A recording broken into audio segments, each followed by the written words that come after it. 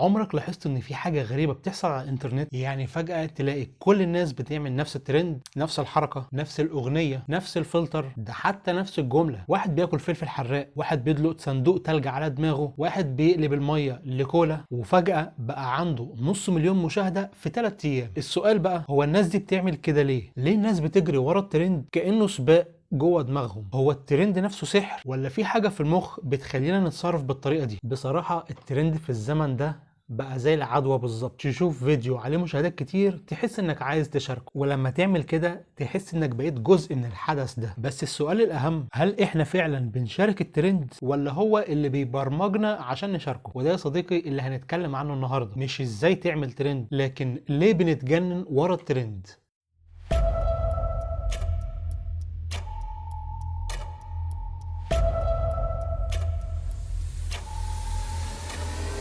السلام عليكم ورحمة الله وبركاته. أنا إسلام ودي قناة دماغ آخر الليل. خلينا نبدأ بأغرب جزء عن الترند. إزاي حاجة تافهة جدا ممكن تسيطر على ملايين من الناس في ساعات؟ يعني حرفيا ترند بسيط ممكن يغير مزاج العالم كله. عارف لما تبص على الترند وتقول ازاي الفيديو ده جاب 10 مليون مشاهدة وانا بتعب في المونتاج 3 ايام؟ ايوه كلنا بنقول كده، انا نفسي بقول كده. بس الحقيقة ان الموضوع مش صدفة، ده اسمه في علم النفس سوشيال كونتاجيون، او بالعربي العدوى الاجتماعية. في جامعة كولومبيا سنة 2007 اتعملت تجربة مشهورة جدا. في عالم اجتماع شهير اسمه دانكن واتس جاب مجموعة من الناس وعرض عليهم اغاني جديدة محدش سمعها قبل كده، وقال لهم اختاروا الاغاني اللي تعجبكم. المجموعة الاولى اختارت بحريتها، بس المجموعة التانية بصت على عدد التحميلات الاول لكل اغنية قبل ما تختار. عارف حصل ايه؟ الاغاني اللي كان باين عليها انها مشهورة بقت فعلا المفضلة عندهم، حتى لو كانت اسوأ موسيقيا من الاغاني التانية. يعني الناس مش بتختار بالجودة، الناس بتختار بالترند. وده بقى يفسر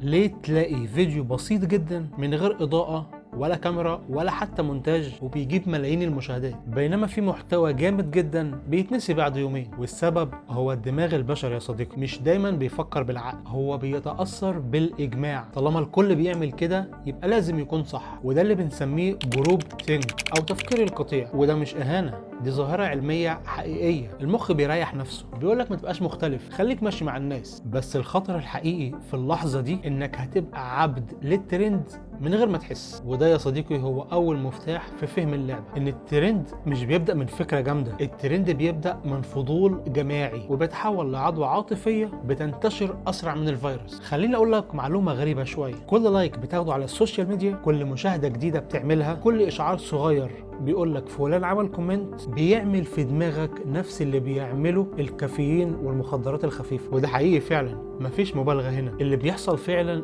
ان المخ بيفرز مادة اسمها الدوبامين، ودي المادة المسؤولة عن الاحساس بالمكافأة والمتعة. يعني لما تعمل انجاز او حد بيمدحك او حتى تكسب في لعبة، المخ بيديك جرعة سعادة صغيرة. بس الجميل ان السوشيال ميديا عرفت تضحك على مخك. في دراسة حقيقية من جامعة هارفارد سنة 2012 العلماء استخدموا أجهزة fMRI اللي هي بتصور نشاط المخ، وجابوا ناس وطلبوا منهم يتكلموا عن نفسهم. عارف حصل ايه؟ نفس المناطق اللي بتنور لما الانسان بياخد مكافأة اشتغلت وهو بيتكلم عن نفسه. يعني مجرد انك تحكي عن نفسك او الناس تهتم بيك، المخ بيكافئك كأنك اكلت شوكولاتة بالظبط. وده اللي بيخلي الترند خطير، لان لما تعمل فيديو ويمشي او الناس تضحك على بوست ليك، مخك يقولك انا عايز كمان، فتدخل في حلقة اسمها دوبامين لوب او دايرة الدوبامين. زي كده لما تعمل اول فيديو ليك ويجيب 10,000 مشاهدة تفرح جدا، وبعدين تلاقي نفسك بتسهر الليالي علشان تعمل اللي بعد، مش عشان الفلوس، عشان الاحساس اللي جواك. هو اي نعم عشان الفلوس برضه، بس الاحساس بالسعادة اللي لقيته هتبقى عايز تحسه تاني وتالت. في تجربة تانية من جامعة ستانفورد سنة 2019 الباحثين اكتشفوا ان مجرد ان حد يعمل لك لايك بيشغل منطقة في المخ اسمها نيوكليس اكيومبنس، ودي مسؤولة عن المتعة والمكافأة. يعني كل لايك بيساوي مكافأة دماغية، وده السبب انك تفتح انستجرام او تيك توك كل شوية من غير قصد. المخ بيبقى مستني الجرعة الجاية. يعني يا صديقي الترند مش بس ظاهرة اجتماعية، ده حرفيا محفز عصبي. المشكلة ان الجرعة دي قصيرة جدا، فالمخ بيطلبها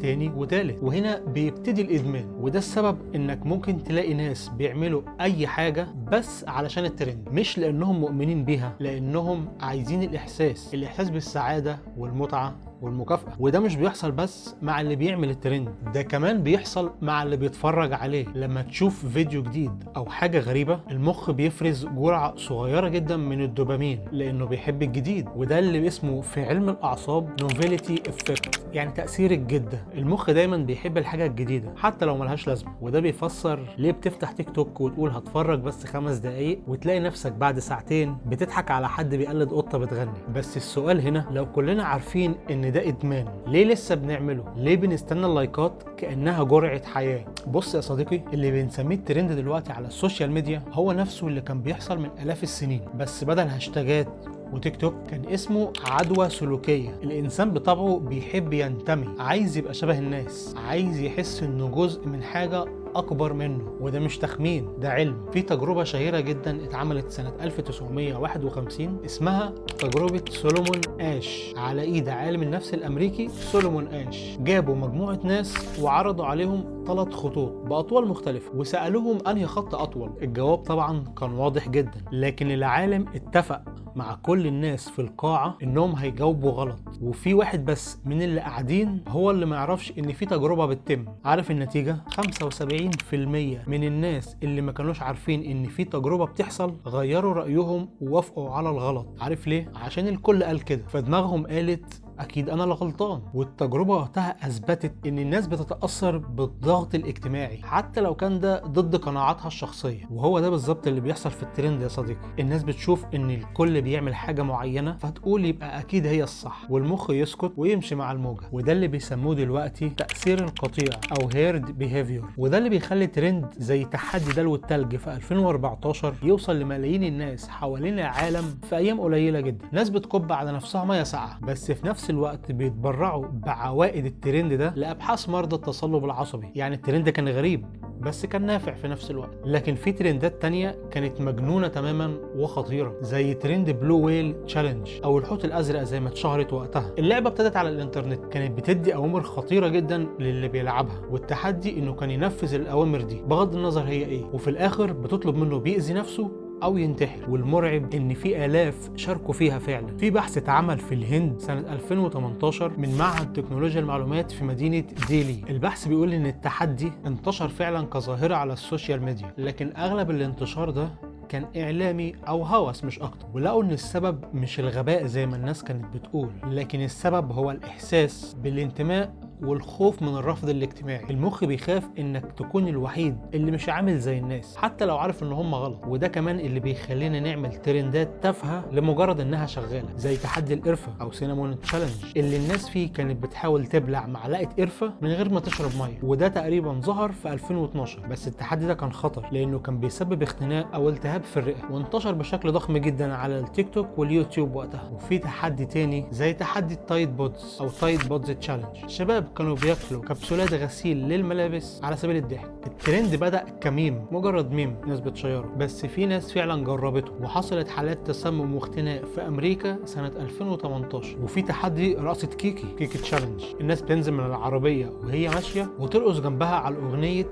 In My Feeling للمغني دريك. والترند ده تسبب في حوادث كتير جدا حوالين العالم، والشرطة في دول كتير حذرت منه رسميا. اللي بيحصل ده مش لاننا عايزين نعمل كده، لكن لاننا مش عايزين نكون بره الصورة. يعني الترند مش عن الشهرة، الترند عن الانتماء. احنا بنعمل اللي بيعملوه الناس علشان نحس اننا مش لوحدنا، حتى لو اللي بنعمله ده ملوش اي معنى. المهم نحس اننا جوه اللعبه. بس السؤال اللي لازم نساله لنفسنا، مين اللي بيكسب من كل ده؟ هل احنا اللي بنعمل الترند ولا الترند هو اللي بيعملنا؟ لما تبص على الانترنت النهارده تحس ان الترندات بتطلع لوحدها كده زي نار بتولع في ورقه بالظبط، بس الحقيقه في اللي بيولعها. الترند مش دايما طبيعي، في شركات، منصات، جروبات كامله بتصنعه عمدا. اللي انت بتشوفه ترند النهارده ده هو نتيجه تحليل دقيق لخوارزميات الدماغ والسوشيال ميديا. خليني اقول لك على حاجه علميه جدا حصلت. في سنة 2020 جامعة ييل الأمريكية نشرت بحث عن حاجة اسمها Emotional Contagion Online أو العدوى العاطفية على الإنترنت. البحث أثبت إن المحتوى اللي بيولد مشاعر قوية زي الغضب أو الانبهار أو الدهشة هو اللي عنده أعلى احتمال إنه يبقى ترند. يعني ببساطة المنصات بتحب العواطف مش المعلومات، علشان كده دايما هتلاقي الترند بيبدأ بحاجة تضحك او تخض، ودي مش صدفة، دي خوارزمية مصممة علشان تحافظ على انتباهك. اللي بيحصل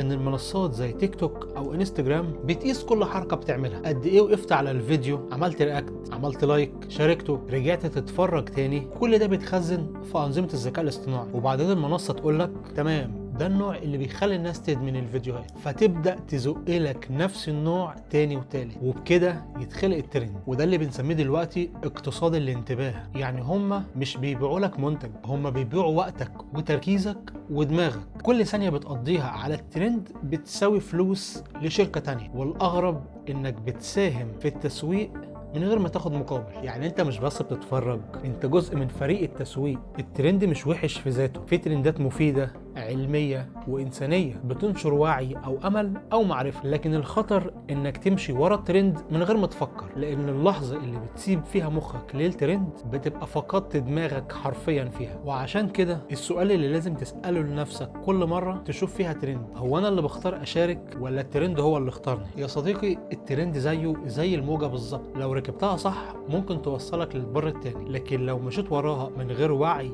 ممكن تغرقك. انت شايف نفسك فين؟ هل انت من اللي بيصنعوا الموجة ولا اللي بيغرقوا فيها؟ ولو عايز ترند هتبتدي بايه؟ وايه اكتر ترند عملته سواء بسيط او خطير وندمت عليه بعد ما عملته؟ اكتب لي رايك في الكومنتات وشاركني ايه اغرب ترند عملته في حياتك وحسيت ان الناس فقدت عقلها بسبب. في الاخر الترندات دي بتورينا قد ايه احنا كبشر عندنا رغبة قوية جدا في الانتماء والتقليد، بس لازم تفتكر حاجة مهمة جدا، انت مش مجرد رقم في معادلة انتشار، ودماغك ده مش ترند، انت شخص ليه هويته الخاصة وذوقه واختياراته. الترند مش سحر، ده علم. لازم تفهم دماغ الجمهور وتستخدم مشاعرهم وتختار التوقيت الصح، سواء كنت عايز تبيع منتج او تنشر فكرة او حتى تضحك الناس. الترند هو لما تلمس قلبهم قبل دماغهم. بس خلي بالك، مش كل ترند هينفعك، اختار اللي يناسبك ويبقى اصيل. وفي النهاية لو عجبتك الحلقة اعمل لايك، اشترك في القناة وشغل الجرس عشان دماغك تستاهل تبقى دماغ اخر الليل. سلام.